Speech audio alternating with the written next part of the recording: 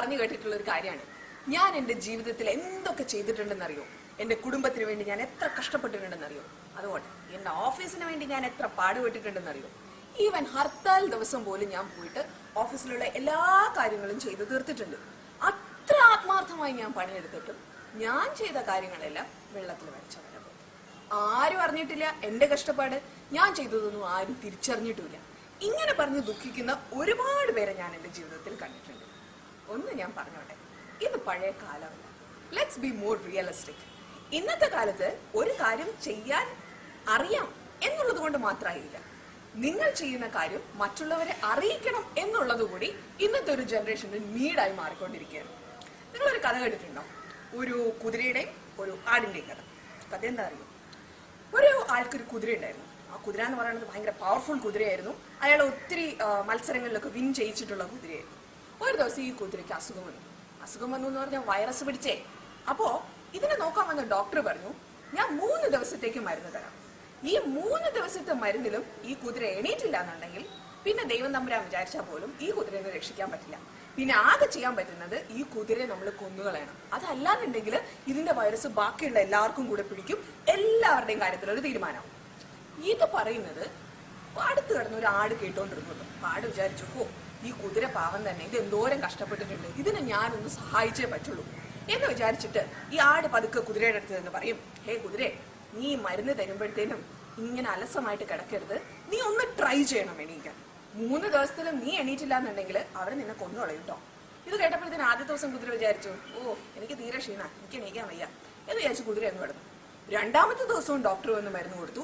ഇതേ ഡയലോഗ് നമ്മുടെ ഡോക്ടർ ഇതിന്റെ ഓണറോട് പറയുന്നത് ആട് കേട്ടു. ആട് വീണ്ടും പോയി കുതിരയുടെ അടുത്ത് കുതിരയോട് പറഞ്ഞു, കമോൺ എണീക്ക്, നീ ചെയ്യ, നിന്നെ കൊണ്ടത് പറ്റും.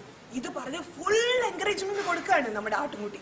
അങ്ങനെ കൊടുത്തു കുതിരയ്ക്ക് 2ാമത്തെ ദിവസം രാത്രി ആയപ്പോൾ തോന്നി, ഷോ ഇനി ഇങ്ങനെ കിടന്നാൽ ശരിയാവും തോന്നില്ല, ഞാനൊന്ന് ശ്രമിക്കണം എണീക്കാൻ, ശ്രമിച്ചാൽ എന്നെ കൊണ്ട് പറ്റുമായിരിക്കും. ഇങ്ങനെ ആട് പറഞ്ഞത് കേട്ട് രാത്രി ആയപ്പോഴത്തേനും കുതിര പതുക്കെ ഒന്ന് എണീറ്റ് നിന്നപ്പോഴത്തേനും ദേ കിടക്കുന്നു ഇട്ടിം താഴെ. അപ്പൊ കുതിര വിചാരിച്ചു, ഇല്ല എന്നെ കൊണ്ട് പറ്റില്ല. 3ാമത്തെ ദിവസമായി, ഡോക്ടർ വന്നു, മരുന്ന് കൊടുത്തു. ഇതേ ഡയലോഗ് അതിന്റെ ഓണറോട് പറയുന്നത് ആട് കേട്ടു. ആട് വീണ്ടും ചെന്ന് കുതിരയോട് പറഞ്ഞു, നോക്കൂ കുതിരെ, this is the last day, come on, you should do it and you can do it. ഈ ആട് പറയുന്നത് കേട്ടിട്ട് കുതിര എന്തോ ഇതെന്ന് അറിയോ? ഇനി ഞാൻ എന്തായാലും കിടക്കാൻ ഉദ്ദേശിച്ചിട്ടില്ല, ഞാൻ എണീറ്റിരിക്കും എന്ന് പറഞ്ഞിട്ട് കുതിര സർവ്വശക്തിയും ഉപയോഗിച്ച് അങ്ങ് എണീറ്റു. എന്നിട്ട് പതുക്കെ ഒരു 2 റൗണ്ട് അങ്ങനെ ഓടി. ഇത് ഓണർ കണ്ടപ്പോ ഓണറുണ്ടായ സന്തോഷം പറയാനുണ്ടോ? ഓണർ വിചാരിച്ചു, ആ നമ്മുടെ കുതിര രക്ഷപ്പെട്ടു, വണ്ടർഫുൾ, നന്നായി എന്ന് വെച്ചാൽ ആളും ഭയങ്കര സന്തോഷം വന്നു. എന്നിട്ട് ഓണർ എന്ത് ചെയ്തു എന്നറിയോ? പെട്ടെന്ന് തന്നെ അടുത്തുള്ള ആൾക്കാരെ വിളിച്ചു, വരൂ, നമ്മുടെ കുതിര എണീറ്റത് കണ്ടില്ലേ, നമുക്കിത് ആഘോഷിക്കണ്ടേ, വേഗം ചെന്ന് നമ്മുടെ ആടിനെ വെട്ടു, കറിയാക്കും. ആടാരായി? ഇതാ പറയണത്, ചിലപ്പോ ചെയ്യുന്നത് മുഴുവൻ നമ്മളായിരിക്കും. ഈ കുതിരയ്ക്ക് വേണ്ട എൻകറേജ്മെന്റ് മുഴുവൻ കൊടുത്തത്, അതിന് എണീക്കാൻ കാരണമായത് ഒരേ ഒരാളായിരുന്നു, ആട്. പക്ഷെ ആരെങ്കിലും അറിഞ്ഞോ അത്? അവിടെ ആട് കാണിച്ചതിൽ ഒരു ചെറിയ മണ്ടത്തരം ഇല്ലേ?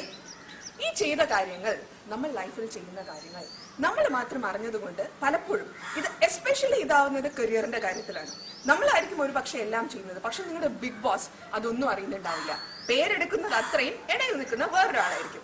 അവസാനം അത് end of the day, show ഞാൻ ഇത്രയും പെടാപ്പാട് വേണ്ടിട്ട് എനിക്കൊന്നും കിട്ടിയില്ലല്ലോ എന്ന് പറഞ്ഞ് വിഷമിക്കുന്നത് കൊണ്ട് ആയില്ല. പകരം ചെയ്യുന്ന കാര്യങ്ങൾ വളരെയധികം പ്ലാനിങ്ങോടുകൂടി കൃത്യതയോടുകൂടി ചെയ്ത് മുമ്പോട്ട് പോകാൻ ശ്രമിക്കുക. At the end of the day, remember, we are born to win.